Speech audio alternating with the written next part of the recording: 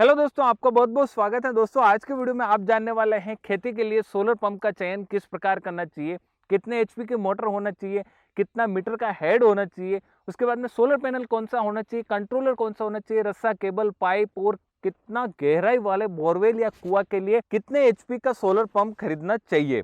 First हम यहाँ पर मोटर पंप का चयन करेंगे। तो यहाँ पर आपको ये ध्यान रखना है कि जब आप कुआं या बोरवेल खुदवा रहे हैं तो उसमें फर्स्ट पानी कितना गहरा आ रहा है, उसके बाद में कितना पानी आ रहा है, वो आपको ध्यान रखना है। जैसे मान लीजिए कि 70 फीट पे पानी आया है या फिर 100 फीट पे पानी आया है या फिर 150 फीट पर पानी आया है और पानी कितना गहरा उसके बाद भरा हुआ है, उसके ऊपर डिपेंड करेगा कि आप यानी कि कितने एचपी की मोटर आप यहाँ पर खरीद रहे हैं। यहाँ पर बात करते हैं कि अगर आपके पानी का लेवल लगभग 150 फीट से लेकर 200 फीट के बीच में है, यहाँ पर आप हेड सेलेक्ट करेंगे, वो यानी कि 50 मीटर का हेड सेलेक्ट करेंगे और इसके साथ में ही 3 एचपी की मोटर आप यहाँ पर ले लीजिए। उसके बाद में 200 से लेकर 300 फीट तक के लिए आप 100 मीटर का हेड ले लीजिए, साथ ही में 5 एचपी की मोटर ले लीजिए।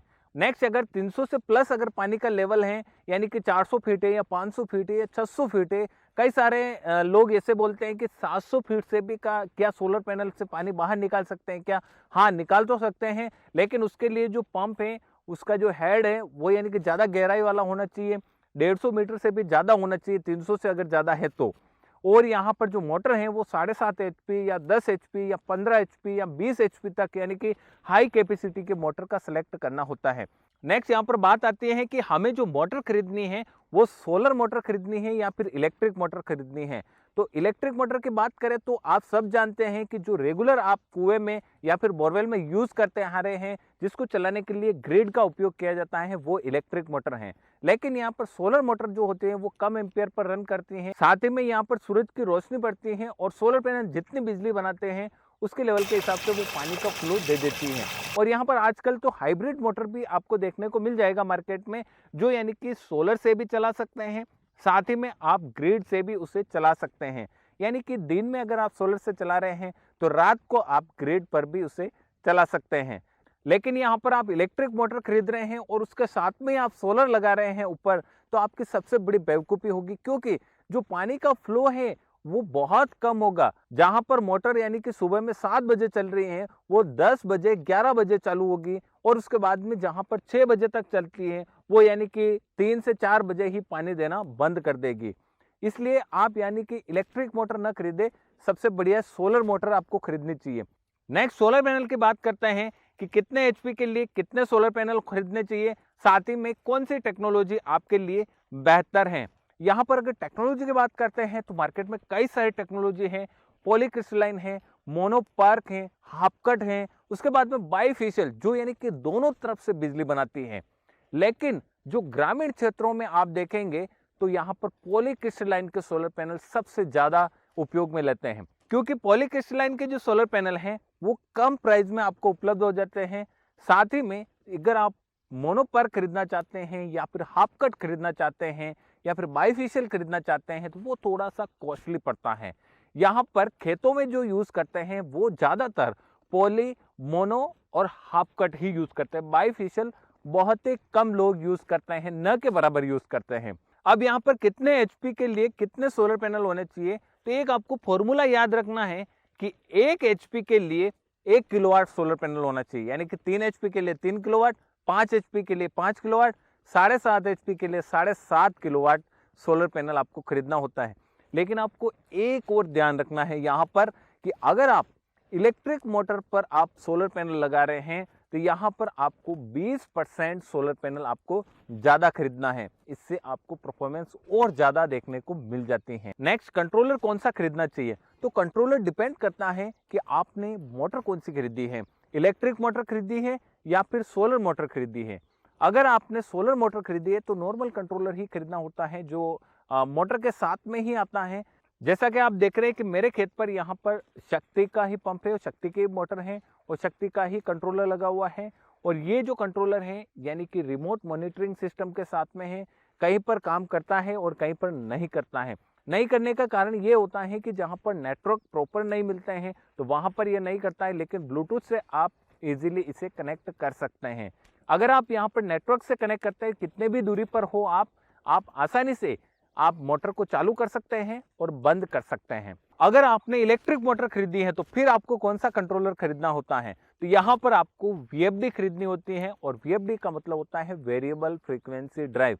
और VFD का जो मुख्य कार्य होता है, जो मोटर के जो RPM है उनको बराबर बनाए रखना, और साथ में ही जो सूरज की रोशनी आ रही है उसमें जो फ्रीक्वेंसी होती है वो फ्रीक्वेंसी को कम ज़्यादा हो रही है तो उसके हिसाब से RPM को बनाए रखना, यानी कि फ्रीक्वेंसी और RPM का तालमेल बिठाना। नेक्स्ट, सोलर स्टैंड कौन सा खरीदना चाहिए। जब भी आप सोलर पैनल इंस्टॉल करवा रहे हैं, चाहे घर पर हो या फिर खेत पर हो, तो हमेशा एक चीज़ का जरूर ध्यान रखना है कि सोलर स्टैंड मजबूत होने चाहिए।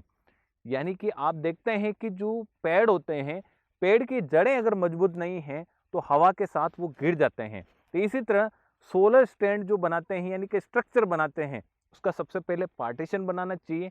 जो सीमेंट के अंदर पार्टीशन होते हैं सरिये के हिसाब से, जैसा आप वीडियो में देख रहे हैं, इस प्रकार पार्टीशन तैयार किया जाता है। पार्टीशन के ऊपर फिर उस स्टैंड को कसा जाता है। इससे आपको कई सारे फायदे होते हैं। एक तो आप इजीली इंस्टॉल कर सकते हैं, साथ ही में ऐसा होता नहीं है, लेकिन अगर हो गया, यानी कि जो बोरवेल है उसमें पानी कम है और आपने नया बोरवेल करवाया है और सोलर को यहाँ से वहाँ ले जाना है, तो पार्टीशन के यहाँ पर जो नट लगे हुए हैं उनको खोला और नेक्स्ट दूसरा पार्टीशन तैयार किया और ऐसे के ऐसे सोलर पैनल आप उधर लगा सकते हैं। लेकिन अगर आपने ये पूरा ज़मीन के अंदर गाड़ दिया है और सीमेंट से पूरा पाइप को यानी कि फिट कर दिया है, फिर आपको काटना पड़ेगा, ये काम ही नहीं आएगा स्ट्रक्चर। तो इसलिए आपको ये ध्यान रखना है कि स्ट्रक्चर हमेशा मजबूत होना चाहिए। साथ में स्ट्रक्चर के भरोसे नहीं रहना चाहिए। जब भी आंधी आती है, तूफान आते हैं, तो आपको सोलर पैनल को किसी तार के साथ में या फिर किसी रस्सी के साथ में मजबूत आपको बांध देना चाहिए। नेक्स्ट, यहाँ पर एक भाई का सवाल है कि जो हम मोटर यहाँ पर उतार रहे हैं उसके साथ में आप बताते हैं कि PVC का पाइप होना जरूरी है। क्या PVC का पाइप ही होना जरूरी है? हमारे पास अगर लोहे का पाइप है तो क्या हम नहीं उतार सकते हैं क्या? दोस्तों, यहाँ पर आप PVC पाइप भी उतार सकते हैं, साथ में लोहे का पाइप भी उतार सकते हैं। दोनों का अलग अलग बेनिफिट है और दोनों का अलग अलग सीमाएं भी हैं। यहाँ पर प्लास्टिक पाइप है, उसमें जंग नहीं लगता है, उसकी थोड़ी सी लाइफ बढ़ जाती है।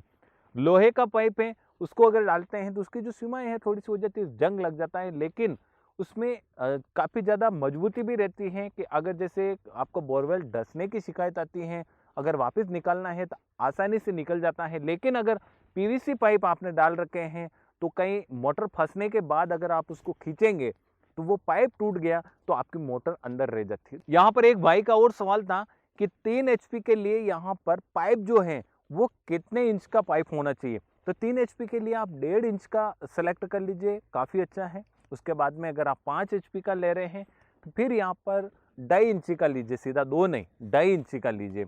और 5 से ज़्यादा है तो उससे भी थोड़ा सा ज़्यादा गेज वाला ले लीजिए, ताकि जो पानी है वो आसानी से फ्लो के साथ बाहर आए और मोटर के ऊपर कम लोड पड़े। अब यहाँ पर बात कर लेते हैं कि इसके साथ में और आपको क्या क्या खरीदना होता है या फिर कंपनी से आपको क्या क्या लेना होता है। यहाँ पर हमने बात कर ली है कि pump, motor, solar panel, structure, controller, इसके साथ में ही पाइप, रस्सा, केबल, ये भी कंपनी खुद ही देती है। नेक्स्ट, यहाँ पर कई सारी कंपनियां ऐसी हैं जो यानी कि खेतों में अर्थिंग नहीं लगाती हैं। अर्थिंग हमेशा होना जरूरी होता है। जहाँ पर आप देखते हैं कि ट्रांसफार्मर लगाते हैं उसका भी अर्थिंग करते हैं। इसी तरह आप अगर खेत पर सोलर पैनल लगवा रहे हैं तो साथ में अर्थिंग होना बहुत जरूरी है। अर्थिंग चाहे गैल्वेनाइज्ड आयरन का है या फिर कॉपर का है, कोई दिक्कत नहीं, लेकिन अर्थिंग होना बहुत जरूरी है। दोस्तों, अगर आप चाहते हैं कि सोलर पंप सेट की प्राइस क्या है 2022 में, यानी कि कितने HP की कितनी प्राइस है, तो आप कमेंट करके हमें बताएं, तो मैं आपको नेक्स्ट वीडियो में पूरा एक्सप्लेन करके बताऊंगा। दोस्तों, वीडियो देखने के लिए आपको बहुत बहुत धन्यवाद। इस वीडियो को ज़्यादा से ज़्यादा शेयर करना आपका फर्ज नहीं, कर्तव्य ही नहीं, जिम्मेदारी बनती है कि ज़्यादा से ज़्यादा शेयर करें, ताकि जो भी किसान भाई अपने खेत पर सोलर पंप सेट लगा रहे हैं तो उनको पूरी जानकारी मिल पाए और जो लुटेरे हैं उनसे भी बच पाएं। साथ ही में अगर आपको ये वीडियो पसंद आए तो लाइक करें, ज़्यादा से ज़्यादा शेयर करें, और आपके कोई भी सुझाव हो या फिर सवाल हो तो कमेंट में जाके हमें बताएं, तो हम आपको नेक्स्ट वीडियो के साथ या फिर हैंड टू हैंड आपको रिप्लाई करने की कोशिश करेंगे।